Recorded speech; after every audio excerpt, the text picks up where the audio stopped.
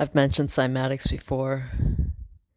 The metaphors that emerge from cymatics are just always so apt, often so apt. Cymatics.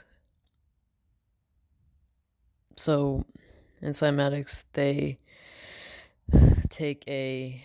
sometimes they take a liquid that's a cornstarch mixture and not quite liquid, not quite solid, and they play a frequency under it, and with that frequency, all these patterns emerge in that mixture, and the patterns can get so fascinating and so lifelike. It looks like spinal cords and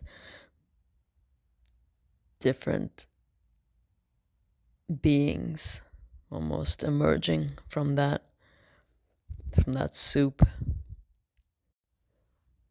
And let's say when there's no frequency being played,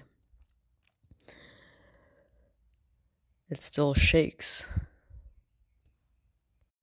right? Because we're living in this matrix.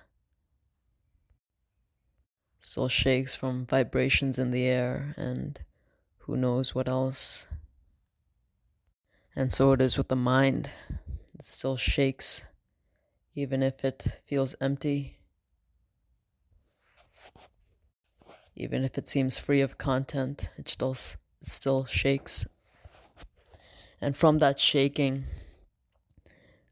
there's a cascading effect to downstream effect that the shaking kind of kicks off attachment and craving and graspings and stories about self. So I'm talking about the 10th fetter here, the fetter of restlessness, the last fetter that apparently breaks, according to some people like Angelo, Delulo, like Buddhist doctrine. They promise an end to even that restlessness. I'm sorry, that's the 9th fetter. 9th fetter of restlessness, 10th fetter of ignorance.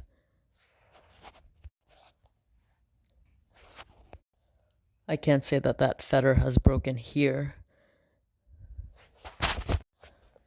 but sometimes it does feel that restlessness, often it feels like that restlessness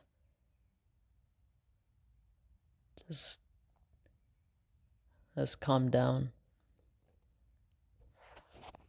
And without that restlessness constantly pinging and kicking off, that grasping, that story making, that whole body-mind complex that arises moment after moment, not every moment, but it's named and sometimes full of shame. And that too